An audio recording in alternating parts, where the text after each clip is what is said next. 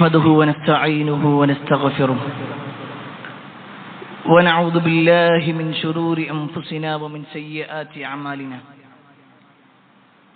من يهده الله فلا مضل له ومن يضلل فلا هادي له وأشهد أن لا إله إلا الله وحده لا شريك له وأشهد أن محمدا عبده ورسوله أرسله بالهدى ودين الحق ليظهره على الدين كله ولو كره المشركون اللهم صل على محمد وعلى آل محمد كما صليت على إبراهيم وعلى آل إبراهيم إنك حميد مجيد اللهم بارك على محمد وعلى آل محمد كما باركت على إبراهيم وعلى آل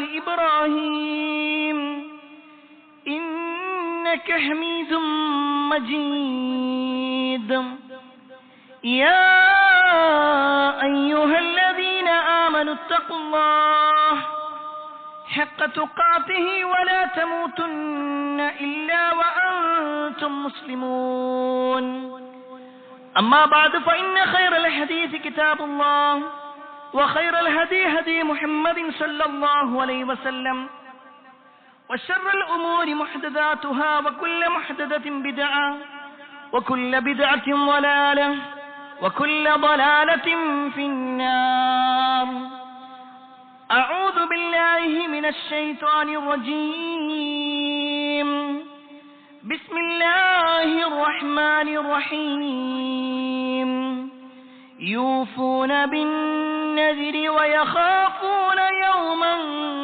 كان شره مستطيرا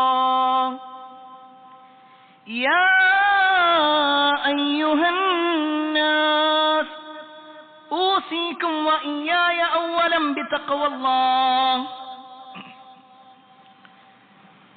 ഏറെ സ്നേഹാദരണീയരായ സത്യവിശ്വാസികളെ, സഹോദരന്മാരെ, സഹോദരിമാരെ, രക്ഷിതാക്കളെ,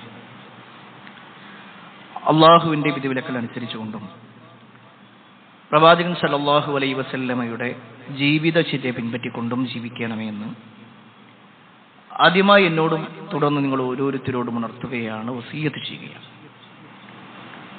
ഒരു വിശ്വാസി എന്ന നിലക്ക് നമ്മുടെ ജീവിതത്തിൽ അള്ളാഹുവിലേക്ക് അടുപ്പിക്കുന്നതും അള്ളാഹുവിനെ അനുസരിക്കുന്നതുമായ ഒട്ടേറെ ഇബാദത്തുകൾ പഠിപ്പിക്കപ്പെട്ടവരാണ് നമ്മളെല്ലാം. ആ കർമ്മങ്ങളിൽ ദിനേന ചെയ്യുന്ന നമസ്കാരം പോലുള്ള കർമ്മങ്ങളുണ്ട്, ആഴ്ചയിൽ നിർവഹിക്കുന്ന ജുമുഅ പോലുള്ള കർമ്മങ്ങളുണ്ട്, മാസത്തിൽ നിർവഹിക്കുന്ന അയ്യാമുൽ ബീളിലെ സുന്നത്തു നോമ്പുകളെ പോലുള്ളതുണ്ട്, വർഷത്തിൽ നിർവഹിക്കുന്ന സക്കാത്ത് പോലെ പെരുന്നാൾ പോലുള്ള കർമ്മങ്ങളുണ്ട്, ജീവിതത്തിൽ ഒരിക്കൽ മാത്രം നിർവഹിക്കാൻ പഠിപ്പിക്കപ്പെട്ട നിർബന്ധമാക്കപ്പെട്ട ഹജ്ജ് പോലുള്ള കർമ്മങ്ങളുണ്ട്. ഒരുപക്ഷെ ഈ പറയപ്പെട്ട ഏത് കർമ്മങ്ങൾ നമ്മൾ എടുത്തു കഴിഞ്ഞാലും അതിനെക്കുറിച്ചൊക്കെ ഒരു ചെറിയ ധാരണയെങ്കിലും നമുക്കുണ്ടാകും. അത് നിസ്കാരത്തെ കുറിച്ചെടുത്താലും, നോമ്പിനെ കുറിച്ച് പറഞ്ഞാലും, സക്കാത്തിനെ കുറിച്ച് പറഞ്ഞാലും, ഹജ്ജിനെ കുറിച്ച് പറഞ്ഞാലൊക്കെ ഒരു ചെറിയ രൂപത്തിലെങ്കിലും അതിനെ മനസ്സിലാക്കിയവരാണ് നമ്മൾ. എന്നാൽ ഒരു കർമ്മം മുസ്ലിം ഉമ്മത്തിൽ 90% ആളുകൾക്കും അതിനെക്കുറിച്ച് യാതൊരു ധാരണയില്ല. എന്നാൽ അത് നിർവഹിക്കുന്നു എന്ന് പറയുന്നവരാകട്ടെ ഇസ്ലാമിൽ നിന്നും തികച്ചും വ്യത്യസ്തമായ രൂപത്തിലാണ് ആ കർമ്മം നിർവഹിച്ചുകൊണ്ടിരിക്കുന്നത്. അതിന് അറബിയിൽ പറയുന്ന ആ കർമ്മത്തിന്റെ പേര് നദിർ. ഒന്നുകൂടി വ്യക്തമാക്കി പറഞ്ഞാൽ നേർച്ച. നേർച്ച എന്ന് പറയുന്നു. നമ്മുടെ മുസ്ലിം ഉമ്മത്തിനെ നമ്മൾ പരിശോധിച്ച് നോക്കിക്കഴിഞ്ഞാൽ ഈ നേർച്ചയുടെ വിഷയത്തിൽ തന്നെ എന്താണ് നേർച്ച ഇതറിയുന്നവർ ചുരുക്കം. എങ്ങനെയാണ് നേർച്ച നേരേണ്ടത്, അതിൽ ശ്രദ്ധിക്കേണ്ട കാര്യങ്ങൾ എന്തൊക്കെയാണ്? ഏതൊക്കെ നേർച്ചയാണ് പാടില്ലാത്ത കാര്യങ്ങൾ, ഇതിനെക്കുറിച്ചൊന്നും അറിയില്ല. ആകെ അറിയുന്നത് ഏതെങ്കിലും ഒരു ജാറവുമായി ബന്ധപ്പെട്ടുകൊണ്ടുള്ള നേർച്ചകളായിരിക്കും. ഒരു പക്ഷേ ഈ ഒരു വിഷയം മനസ്സിലാക്കുമ്പോൾ തന്നെ നമ്മുടെ മനസ്സിലേക്ക് കഴിഞ്ഞ ദിവസങ്ങളിൽ നമ്മൾ കണ്ട കാഴ്ചകളും കേട്ട വാർത്തകളും വായിച്ച വാർത്തകളൊക്കെ ബോധ്യപ്പെടുന്നുണ്ട്. 2-3 ദിവസങ്ങൾക്ക് മുമ്പ് തിരൂരിനടുത്തുള്ള പുതിയങ്ങാടി എന്ന് പറയുന്ന ഒരു സ്ഥലത്ത് അവിടെ ഒരു നേർച്ചയുമായി ബന്ധപ്പെട്ടുകൊണ്ട് നടന്ന അപകട വാർത്ത ഒരാളുടെ നില ഗുരുതരമായ ഒരു അവസ്ഥയിലേക്കൊക്കെ എത്തി. അത് കേവലം ആ ഒരു സ്ഥലത്ത് ആദ്യമായിട്ട് നടക്കുന്നതല്ല. 2013 അതേ സ്ഥലത്ത് ഇതുപോലെ ആന ഇടഞ്ഞുകൊണ്ട് ഒരുപാട് പ്രയാസങ്ങൾ ഉണ്ടായിട്ടുണ്ട്. കഴിഞ്ഞ വർഷം മലപ്പുറം ജില്ലയിൽ തന്നെ ഒരുപാട് സ്ഥലങ്ങളിൽ ഉണ്ടായിട്ടുണ്ട്. ഒരു പക്ഷേ 10-15 വർഷങ്ങൾക്കിടയിൽ തൃശൂരിലും മലപ്പുറത്തും പാലക്കാടുമൊക്കെയുള്ള ഈ പറയപ്പെട്ട ജാറം കേന്ദ്രീകരിച്ചുകൊണ്ട് നടക്കപ്പെടുന്ന നേർച്ചകളിലൊക്കെ ഇത്തരത്തിലുള്ള അനിഷ്ടകരമായ ഒരുപാട് സംഭവങ്ങൾ നടക്കും. ഒരു പക്ഷേ അങ്ങനത്തെ ഒരു അനിഷ്ടകരമായ വിഷയം നടക്കുമ്പോൾ മാത്രം, അല്ലെങ്കിൽ ഒരു അപകടം വരുമ്പോൾ മാത്രമാണ് ഇത് ചർച്ച ചെയ്യപ്പെടുന്നത്. എന്നാൽ അതൊക്കെ ഭൗതികമായ സ്ഥലമായിരിക്കും. ഒരു വിശ്വാസിയെ സംബന്ധിച്ചിടത്തോളം മതത്തിൽ നേർച്ച എന്ന് പറഞ്ഞാൽ എന്താണ്? അത് ഏതെങ്കിലും ഒരു ജാറവുമായി ബന്ധപ്പെട്ടുകൊണ്ടാണോ? ഏതെങ്കിലും ഒരു മഖാമുമായി ബന്ധപ്പെട്ടുകൊണ്ടാണോ? ഏതെങ്കിലും പ്രദേശങ്ങളുമായി ബന്ധപ്പെടുത്തിക്കൊണ്ട് നടക്കുന്ന ദേശീയോത്സവങ്ങൾ, പട്ടാമ്പി ദേശീയോത്സവം, കൊണ്ടോട്ടി ദേശീയോത്സവം എന്ന് പറയുന്നത് പോലെ ചില ഉത്സവങ്ങൾ, പൂരങ്ങളെ പോലെയാണോ ഇസ്ലാമിൽ നേർച്ച? അല്ല എന്നുള്ളതാണ് ഇസ്ലാം പഠിപ്പിക്കുന്നത്. പിന്നെ എന്താണ് നേർച്ച? ഒരു മുസ്ലിം എന്ന നിലക്ക് ഈ വിഷയത്തിൽ നമ്മൾ മനസ്സിലാക്കേണ്ട 5 കാര്യങ്ങളെക്കുറിച്ച് ഓർമ്മപ്പെടുത്താനാണ് ഇന്നത്തെ ഈ ഒരു ഖുതുബയിലൂടെ ഉദ്ദേശിക്കുന്നത്. അതിൽ ഒന്നാമത്തെ വിഷയം, ഇസ്ലാമിലെ നേർച്ച എന്ന് പറഞ്ഞാൽ എന്ത്? ഞാൻ നേരത്തെ സൂചിപ്പിച്ചു, നദർ എന്നാണ് അതിനെ അറബിയിൽ പറയുന്നത്. അതിന്റെ അർത്ഥം നിർബന്ധം അല്ലെങ്കിൽ ഭയം, വാഗ്ദാനം എന്നൊക്കെയാണ്. മതപരമായിക്കൊണ്ട് ഇസ്ലാമിൽ നദർ എന്ന് പറഞ്ഞാൽ ഐച്ഛികമായ ഒരു കാര്യം, സുന്നത്തായ ഒരു കാര്യം, മുസ്ലിമായ പ്രായമുള്ള പക്വതയുള്ള വിവേകമുള്ള ഒരു വ്യക്തി ഐച്ഛികമായ ഒരു കാര്യം അയാൾ സ്വയം ഫർളാക്കാം.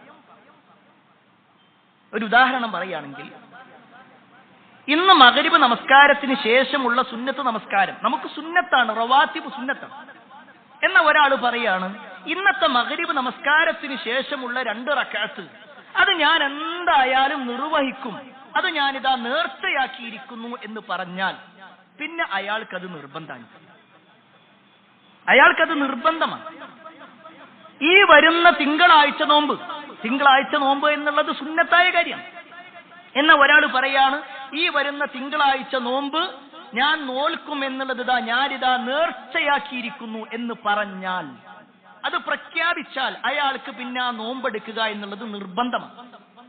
ഒരാളിങ്ങനെ വിചാരിച്ചു, തിങ്കളാഴ്ച സമയമുണ്ടെങ്കിൽ നോമ്പെടുക്കണം, ശാരീരികമായ അവസ്ഥയൊക്കെ നോക്കട്ടെ, എന്നിട്ട് നോമ്പെടുക്കുക. അയാൾക്ക് കഴിഞ്ഞില്ലെങ്കിൽ നോമ്പെടുക്കേണ്ടതില്ല.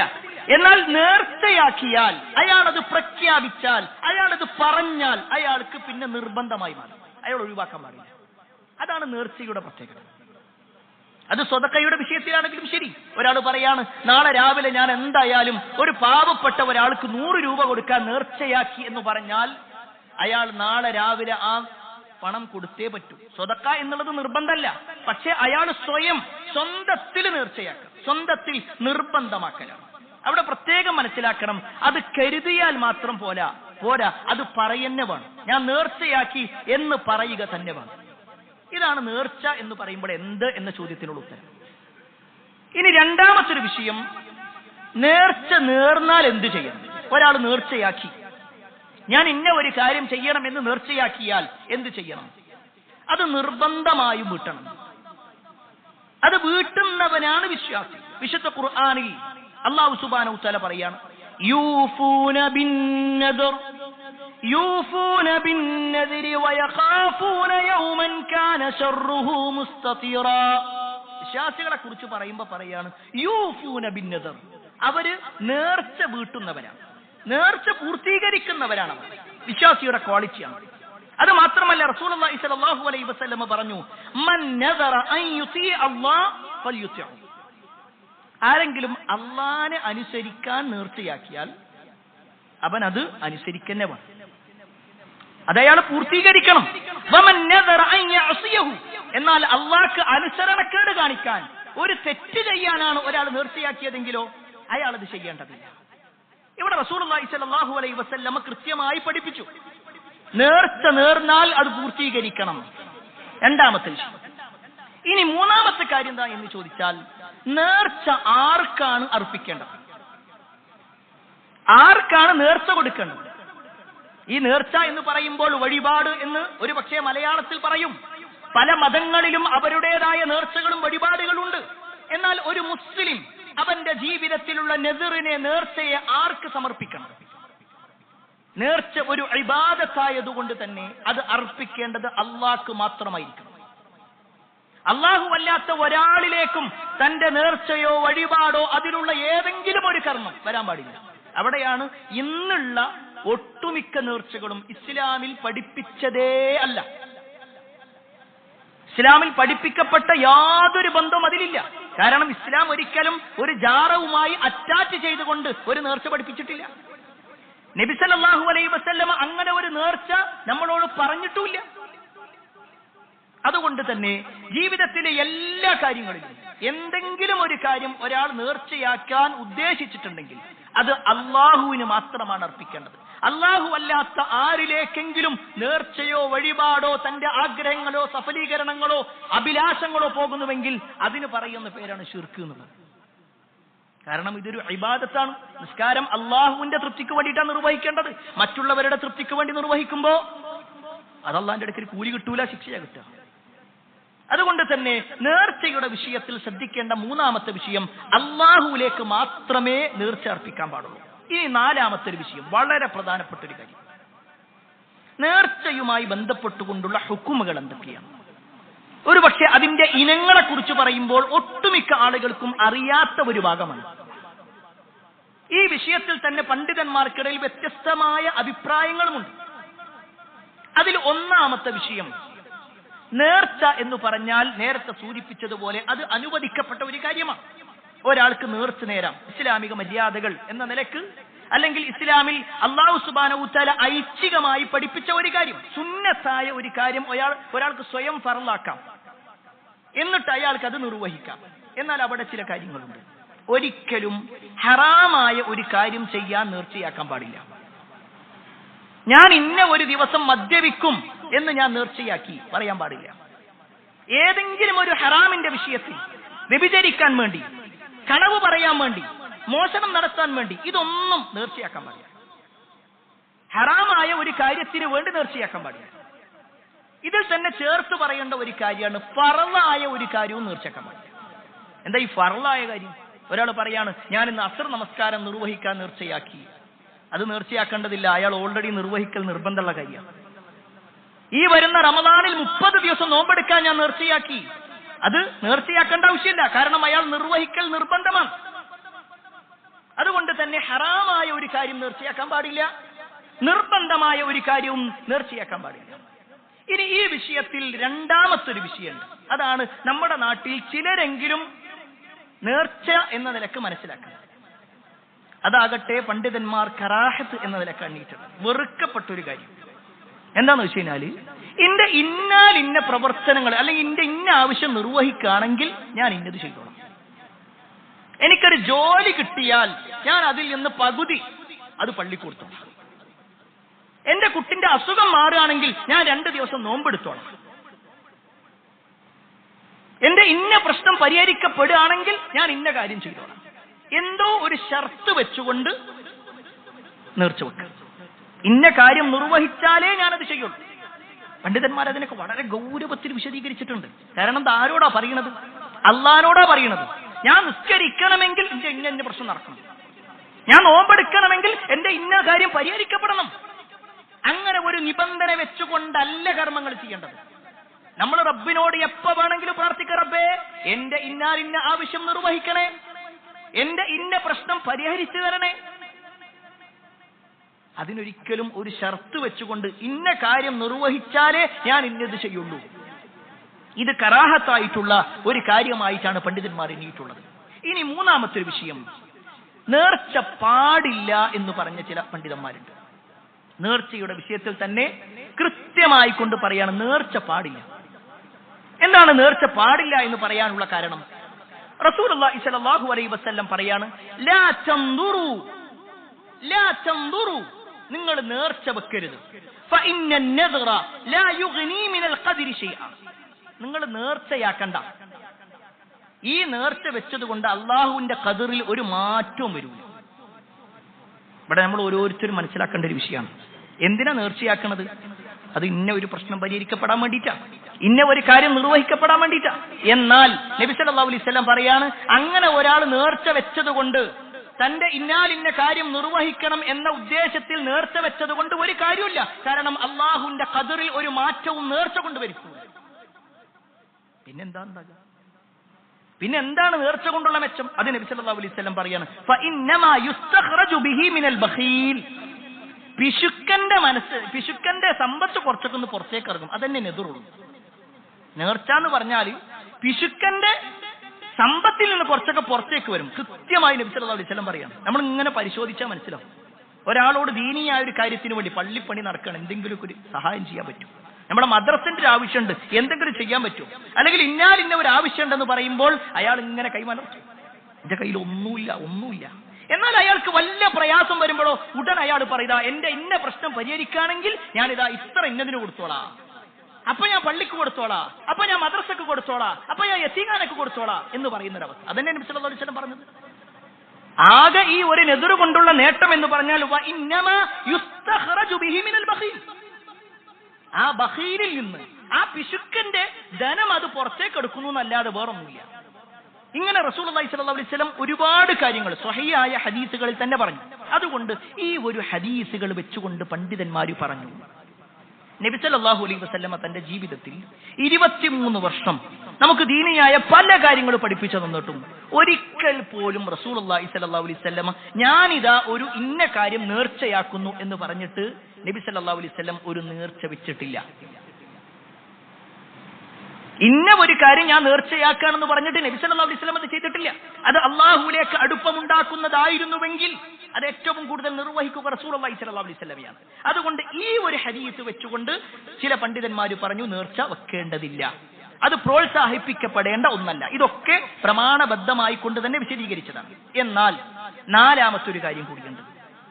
ആ വിഷയത്തിൽ പണ്ഡിതന്മാർ എണ്ണിയിട്ടുള്ള ഒരു കാര്യം, ഒരാൾ നേർച്ച വെച്ചു എന്ന് വിചാരിക്കുക, അയാളുടെ ജീവിതത്തിൽ എന്തെങ്കിലും ഒരു കാര്യത്തിനു വേണ്ടി അയാൾ നേർച്ചയാക്കി. ഞാൻ നേരത്തെ സൂചിപ്പിച്ചതുപോലെ ഏതോ ഒരു ഐച്ഛികമായ കാര്യം, ഈ വരുന്ന തിങ്കളാഴ്ച ഞാൻ നോമ്പെടുക്കാമെന്ന് നേർച്ചയാക്കി എന്ന് അയാൾ പറഞ്ഞാൽ, അങ്ങനെ അയാൾ പ്രഖ്യാപിച്ചു കഴിഞ്ഞാൽ അത് നിർവഹിക്കുക എന്നുള്ളത് നിർബന്ധമാണ്. അതിലൊരിക്കലും ഒഴിവ് കഴിവില്ല, അതിലൊരിക്കലും ഒഴിവ് പറയാൻ പറ്റില്ല. എത്രത്തോളം എന്നാൽ അത് ആ ഒരു നേർച്ച പുണ്യം, എന്തെങ്കിലും പുണ്യം ചെയ്യുമെന്ന് നേർച്ചയാക്കിയാൽ നിർബന്ധമായും അത് എന്ത് ചെയ്യണം, പൂർത്തീകരിക്കണം. മഹാനായ ഉമർ ഇബ്നുൽ ഖത്താബ് റളിയല്ലാഹു അൻഹുവിന്റെ ജീവിതത്തിൽ ഒരു സംഭവം ഉണ്ടായി. ഉമർ ഇബ്നുൽ ഖത്താബ് റളിയല്ലാഹു അൻഹു റസൂലുള്ളാഹി സ്വല്ലല്ലാഹു അലൈഹി വസല്ലമയുടെ അടുക്കൽ വന്നിട്ട് പറയാണ്, കുൻതു നദർതു ഫിൽ ജാഹിലിയ്യ അൻ അഅ്തകിഫ ലൈലതൻ ഫിൽ മസ്ജിദുൽ ഹറാം. നബി സല്ലല്ലാഹു അലൈഹി വസല്ലമയുടെ അടുക്കൽ വന്നിട്ട് ഉമർ ഇബ്നുൽ ഖത്താബ് റളിയല്ലാഹു അൻഹു പറയാണ്, അല്ലാഹുവിന്റെ റസൂലേ, ഞാൻ ജാഹിലിയത്തിൽ, ഞാൻ ഇസ്ലാം ഒന്നും സ്വീകരിക്കുന്നതിന് മുമ്പ് ജാഹിലിയത്തിൽ എന്റെ ജീവിതത്തിൽ ഞാനൊരു നേർച്ച വെച്ചിട്ടുണ്ടായിരുന്നു. ആ നേർച്ച എന്താന്ന് വെച്ചാൽ മസ്ജിദുൽ ഹറമിൽ ഇത്തികാഫ് ഇരിക്കണം എന്നുള്ളതാണ് എന്റെ നേർച്ച. ഞാൻ എന്താ ചെയ്യണ്ടേ? ഉമർ റളിയല്ലാഹു അൻഹു ചോദിക്കുന്നത് മുസ്ലിം ആയിട്ട് കുറെ കാലങ്ങൾക്ക് ശേഷം ചോദിക്കുന്നത്. അപ്പൊ റസൂലുള്ളാഹി സ്വല്ലല്ലാഹു അലൈഹി വസല്ലം പറയാണ്, ഫഔഫി ബിനദരിക, നിങ്ങളുടെ ആ ഒരു നേർച്ച നിങ്ങൾ പൂർത്തീകരിക്കണം. ഇവിടെ പണ്ഡിതന്മാർ ഈ ഒരു ഹദീസിനെ വിശദീകരിക്കുന്നുണ്ട്. അദ്ദേഹം ജാഹിലിയത്തിൽ പറഞ്ഞ കാര്യമാണ്, പക്ഷേ പറഞ്ഞ കാര്യം അത് ഇസ്ലാമിൽ കുറ്റകരമല്ലാത്ത ഒരു കാര്യം. കുറ്റകരമായ കാര്യമായിരുന്നെങ്കിൽ നബി സല്ലല്ലാഹു അലൈഹി വസല്ലം ഒരിക്കലും അത് പൂർത്തീകരിച്ചോ എന്ന് പറയൂല. അത് കേവലം ആ വിഷയത്തിൽ മാത്രമല്ല. അൻസാരികൾ പ്രഗൽഭനായ സഅദ് ബിൻ ഉബാദ റളിയല്ലാഹു അൻഹു, അദ്ദേഹം ഒരിക്കൽ റസൂലുള്ളാഹി സ്വല്ലല്ലാഹു അലൈഹി വസല്ലമയുടെ അടുക്കലേക്ക് വരിക, ഒരു മതവിധി ചോദിച്ചിട്ടാണ് വരുന്നത്. സഅദ് ഇബ്നു ഉബാദ റളിയല്ലാഹു അൻഹു നബി സല്ലല്ലാഹു അലൈഹി വസല്ലം അടുക്കലേക്ക് വന്നു. ഇസ്തഫ്ത നബി സല്ലല്ലാഹു അലൈഹി വസല്ലം ഫീ നദിരിൻ കാന അല ഉമ്മി. തന്റെ ഉമ്മാന്റെ വിഷയത്തിലുള്ള ഒരു നേർച്ചയെക്കുറിച്ച് ചോദിക്കാനാണ്, അതിന്റെ മതവിധി ചോദിക്കാനാണ് സഅദ് ഇബ്നു ഉബാദ റളിയല്ലാഹു അൻഹു വന്നത്. അദ്ദേഹം പറയാണ്, ഫതുവഫിയത് ഖബല അൻ തഖദിയ. എന്റെ ഉമ്മാക്ക് ഒരു നേർച്ച ഉണ്ടായിരുന്നു, ഒരു കാര്യം നേർച്ചയാക്കിയിട്ടുണ്ടായിരുന്നു. പക്ഷെ അത് പൂർത്തീകരിക്കുന്നതിന് മുമ്പ് എന്റെ ഉമ്മ മരണപ്പെട്ടു. ഞാൻ എന്താ ചെയ്യണ്ടേ? അപ്പൊ റസൂലുള്ളാഹി സ്വല്ലല്ലാഹു അലൈഹി വസല്ലം അദ്ദേഹത്തിന് കൊടുക്കുന്ന മറുപടിയിൽ കാണാൻ പറ്റും, ഉമ്മ അങ്ങനെ ഒരു നേർച്ച വെച്ചിട്ടുണ്ടെങ്കിൽ ഒരു മകൻ എന്ന നിലക്ക്, അനന്തരാവകാശി എന്ന നിലക്ക് നിങ്ങളത് പൂർത്തീകരിക്കണം. അവിടെ റസൂലുള്ളാഹി സ്വല്ലല്ലാഹു അലൈഹി വസല്ലമ അത് ഉമ്മ മരിച്ചുപോയില്ലേ, ഇനിയിപ്പോ എന്തായാലും അതൊന്നും ചെയ്യേണ്ടതില്ല എന്നല്ല. മരണപ്പെട്ടവരുടെ വിഷയത്തിലുള്ള, ഒരാൾ മരിച്ചു കഴിഞ്ഞാൽ അയാൾക്ക് വേണ്ടി നമ്മൾ ജീവിച്ചിരിക്കുന്ന ആളുകൾ ചെയ്യേണ്ട കർമ്മങ്ങളിൽ പെട്ടതാണത്. ഇവിടെ സാന്ദർഭികമായി കൊണ്ട് പറയട്ടെ, പല ആളുകളും തെറ്റിദ്ധരിക്കുന്ന ഒരു കാര്യമുണ്ട്. ഇവർക്ക് മരിച്ചു കഴിഞ്ഞാൽ പിന്നെ ഒന്നുമില്ല. ഇവര് മരിച്ചു കഴിഞ്ഞാൽ നേരെ കൊണ്ടുപോയി കുഴിച്ചിട്ട് പോരുകയാണ്, അവിടെ ഒന്നുമില്ല. പല ആളുകളും ചില പ്രയോഗങ്ങൾ വരെ നടത്താറുണ്ട് നമ്മളെ കുറിച്ച്.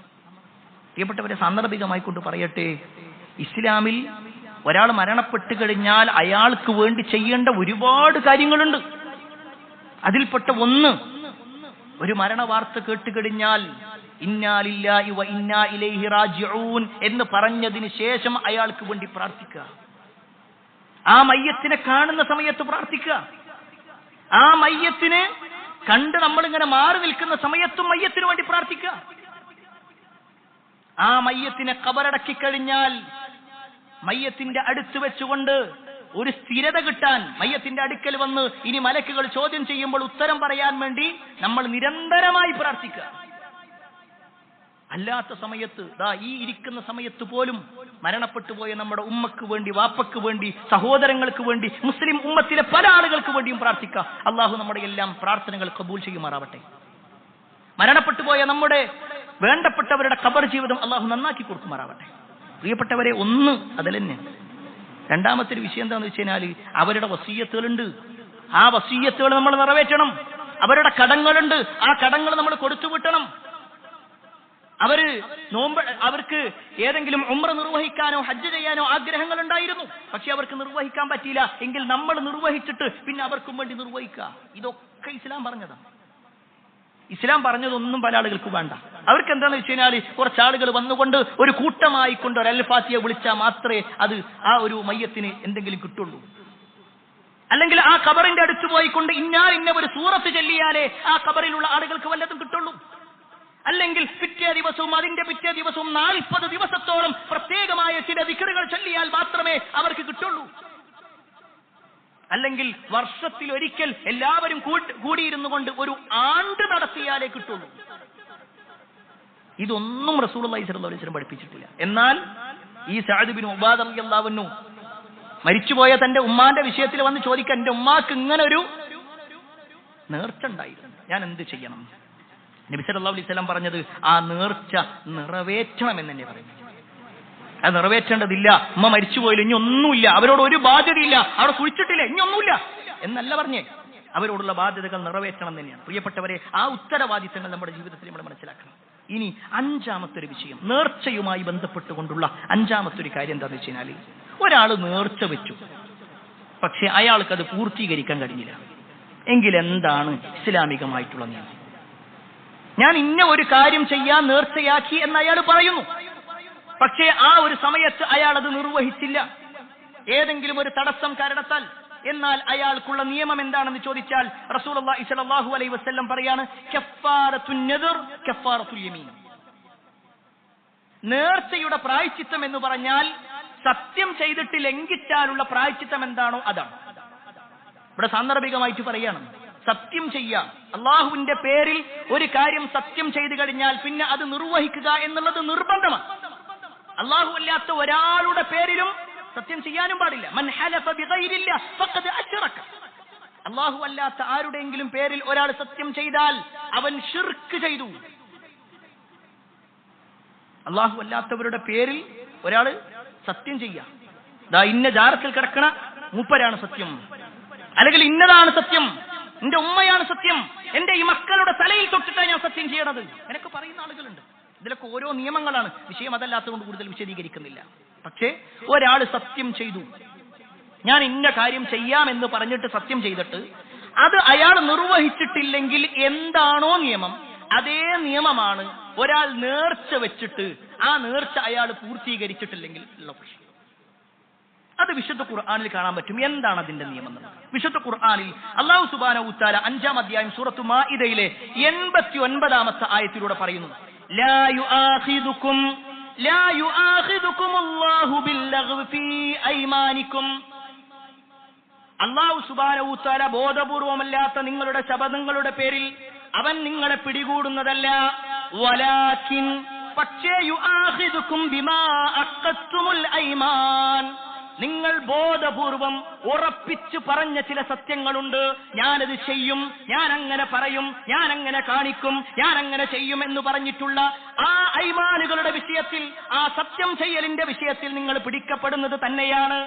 അങ്ങനെ ആരെങ്കിലും ആ സത്യം ചെയ്തതിനു ശേഷം അത് പൂർത്തീകരിച്ചിട്ടില്ലെങ്കിൽ ഫകഫാറതുഹു ഇത്ആമു 10 മസാകീന മിൻ ഔസതി മാ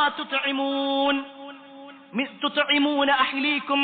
നിങ്ങളുടെ കുടുംബത്തിൽപ്പെട്ട സാധുക്കളായ ആളുകൾ, നിങ്ങളുടെ കുടുംബത്തിലുള്ള ആളുകൾക്ക് നിങ്ങൾ ഭക്ഷണം കൊടുക്കുമല്ലോ, അതിൽ ഒരു മധ്യമ നിലക്ക് നിങ്ങളുടെ കുടുംബത്തിന് എന്താണോ നിങ്ങൾ കൊടുക്കുന്നത് അങ്ങനത്തെ ഒരു ഭക്ഷണം, അത് പാവങ്ങളായ സാധുക്കളായ അഗതികളായ 10 ആളുകൾക്ക് ഭക്ഷണം കൊടുത്താൽ മതി. ഒരാൾ നേർച്ച നേർന്നിട്ട് അത് അയാൾ പൂർത്തീകരിച്ചിട്ടില്ലെങ്കിൽ അയാൾക്കുള്ള പ്രായശ്ചിത്തം, കഫാറത്ത് എന്ന് പറഞ്ഞാൽ പ്രായശ്ചിത്തം, അയാൾ ചെയ്ത തെറ്റാണ്, അതിന്റെ പ്രായശ്ചിത്തമായിക്കൊണ്ട് അയാൾ ചെയ്യേണ്ടത് പാവപ്പെട്ട 10 ആളുകൾക്ക് ഭക്ഷണം കൊടുക്കുക. അത് സാധാരണ നിരക്കുള്ള ഭക്ഷണം, വലിയ മുന്തിയതാവണ്ട, പറ്റ മോശമാവണ്ട. ഇനി അവിടെ അവസാനിപ്പിച്ചില്ല. അല്ലാഹു സുബ്ഹാനഹു വ തആല വീണ്ടും പറയുന്നു, ഔ, അല്ലെങ്കിൽ അത് കൊടുക്കാൻ പറ്റൂലെങ്കിലോ കിസ്വതുഹും, ആ 10 ആളുകൾക്ക് വസ്ത്രം കൊടുക്കുക. 10 ആളുകൾക്ക് ഭക്ഷണം കൊടുക്കൂലെങ്കിൽ 10 ആളുകൾക്ക് വസ്ത്രം കൊടുത്താലും മതി. ഇനിയോ വീണ്ടും ഇല്ല, അതിനും കഴിയില്ലെങ്കിൽ ഔ തഹ്രീറു റഖബ, ഒരു അടിമയെ മോചിപ്പിക്കാം. ഇന്നത്തെ കാലഘട്ടത്തിൽ അടിമത്ത സമ്പ്രദായം ഇല്ല. അതുകൊണ്ട് തന്നെ മേൽ പറഞ്ഞ രണ്ടിലേതെങ്കിലും ഒന്നാണ് നിർവഹിക്കേണ്ടത്.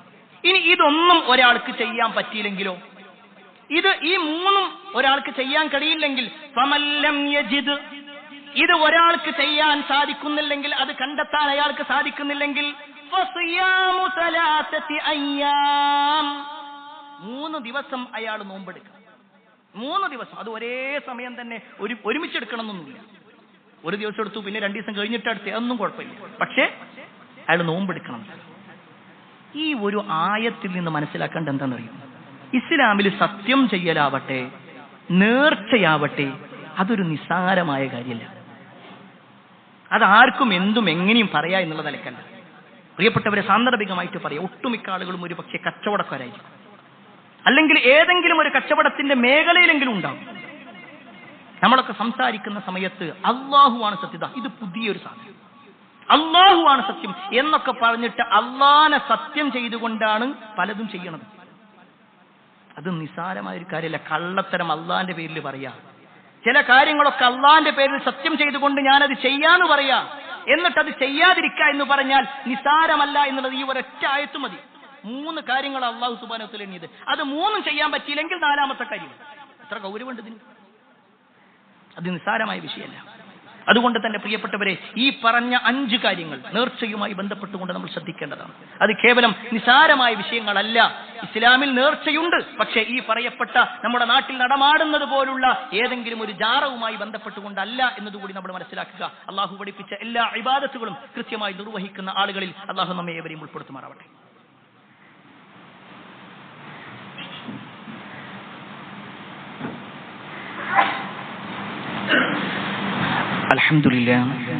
അൽഹംദുലില്ലാഹി റബ്ബിൽ ആലമീൻ വസ്സലാത്തു വസ്സലാമു അലാ റസൂലില്ലാഹ് വഅലാ ആലിഹി വഅസ്ഹാബിഹി അജ്മഈൻ, അമ്മാ ബഅദ്. പ്രിയപ്പെട്ട സഹോദരങ്ങളെ, സത്യവിശ്വാസികളെ, അള്ളാഹുവിന്റെ വിധിവിലക്കുകൾ അനുസരിച്ചുകൊണ്ടും പ്രവാചകൻ സല്ലല്ലാഹു അലൈഹി വസല്ലമയുടെ ജീവിതചര്യ പിൻപറ്റിക്കൊണ്ടും ജീവിക്കണമേ എന്ന് ഒരിക്കൽ കൂടി എന്നോടെന്ന പോലെ നിങ്ങൾ ഓരോരുത്തരോടും ഉണർത്തുകയാണ്, വസിയത്ത് ചെയ്യുകയാണ്. ഇസ്ലാമിൽ നേർച്ച എന്താണ് എന്നും എങ്ങനെയാണ് നേർച്ച നേരേണ്ടത് എന്നും ആർക്കാണ് നേർച്ച നേരേണ്ടത് എന്നും അതിൽ ശ്രദ്ധിക്കേണ്ട കാര്യങ്ങൾ എന്തൊക്കെയാണ് എന്നുമൊക്കെയാണ് സൂചിപ്പിച്ചു വന്നത്. ഇതേ വിഷയത്തിൽ ഒരു ചരിത്രം നമുക്ക് ഹദീസുകളിൽ കാണാൻ പറ്റും. ഒരിക്കൽ റസൂലുള്ളാഹി സ്വല്ലല്ലാഹു അലൈഹി വസല്ലമയുടെ അടുക്കിലേക്ക് ഒരു മനുഷ്യൻ വരിക. പ്രത്യേകിച്ച് ഇന്നത്തെ കാലഘട്ടത്തിൽ ഈ പുതിയങ്ങാടി നേർച്ചയും മണത്തല നേർച്ചയും കൊണ്ടോട്ട് നേർച്ചയും പട്ടാമ്പി നേർച്ചയും ഒക്കെ നമ്മളിങ്ങനെ കേട്ടുകൊണ്ടിരിക്കുമ്പോൾ റസൂലുള്ളാഹി സ്വല്ലല്ലാഹു അലൈഹി വസല്ലമയുടെ അടുക്കിലേക്ക് വന്ന ഒരു നേർച്ചയുമായി ബന്ധപ്പെട്ടുകൊണ്ടുള്ള ഒരു സംശയം ഒരു വിശ്വാസി എന്ന നിലയ്ക്ക് നമ്മളൊക്കെ മനസ്സിലാക്കേണ്ടത്. എവിടെ എത്തി നിൽക്കുന്നു ഈ സമൂഹം എന്നുള്ളത്, നബി സല്ലല്ലാഹു അലൈഹി വസല്ലം ഗൗരവം കൊടുത്തതിൽ നിന്ന് എത്രത്തോളം അകന്നു പോയിരിക്കുന്നു എന്നുള്ളതൊക്കെ മനസ്സിലാക്കാൻ പറ്റും. ഒരു മനുഷ്യൻ വന്നു.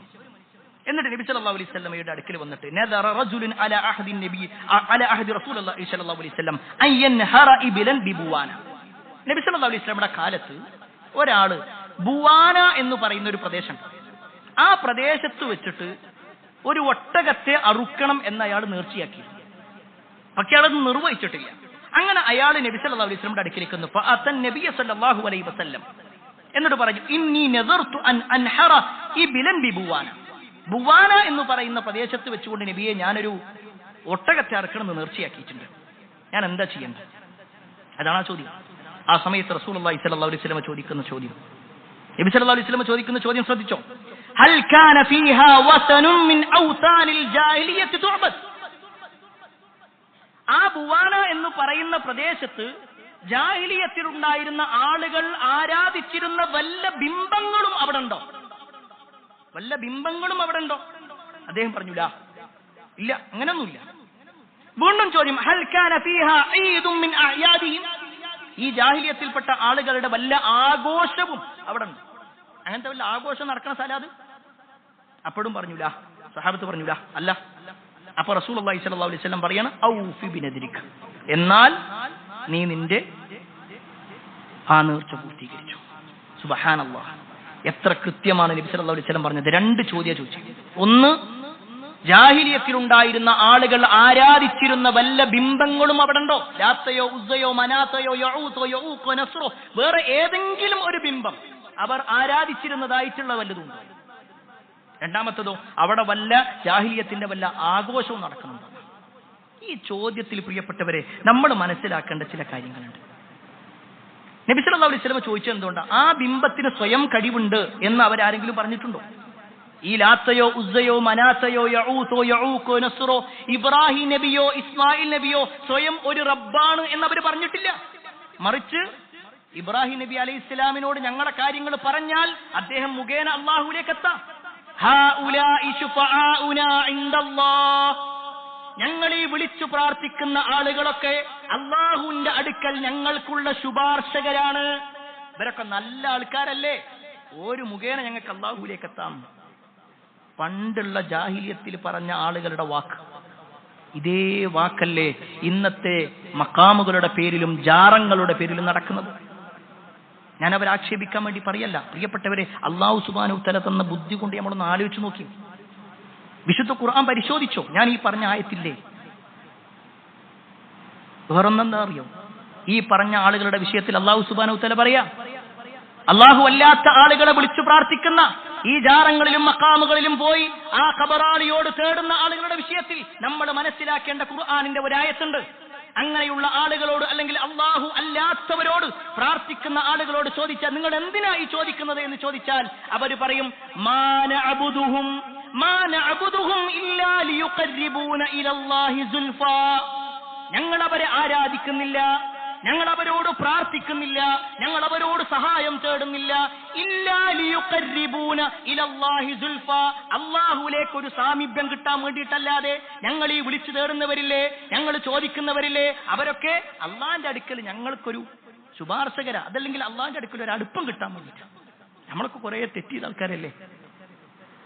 നമ്മൾ ഇവരോട് പറഞ്ഞാൽ അവർ മുഖേന നമുക്ക് അള്ളാഹുലേക്ക് എത്താം. സുബ്ഹാനല്ലാഹ്, ഇതന്നെയല്ലേ അള്ളാഹു വിശുദ്ധ ഖുർആനിലൂടെ പറഞ്ഞു. എന്നാൽ ഇന്നാകട്ടെ ഈ പറഞ്ഞ ഇസ്ലാമിലെ ഒരു നല്ല കാര്യത്തെ, നേർച്ച എന്ന് പറയുന്ന നല്ല ഒരു കാര്യത്തെ ഏതെങ്കിലും ഒരു ജാറവുമായി ബന്ധപ്പെട്ടുകൊണ്ട്, ഏതെങ്കിലും ഒരു പ്രദേശവുമായി ബന്ധപ്പെട്ടുകൊണ്ട് നടത്തുന്നു. എന്നിട്ടോ അവിടെ ചന്ദനക്കുടം എന്ന് പറയുന്ന ഒന്ന് സ്ത്രീകളൊക്കെ തലയിൽ ഇങ്ങനെ വെച്ചുകൊണ്ട് വരിക, ആണെന്നോ പെണ്ണെന്നോ വ്യത്യാസമില്ലാതെ കൂടിക്കലർന്നുകൊണ്ടുള്ളത്.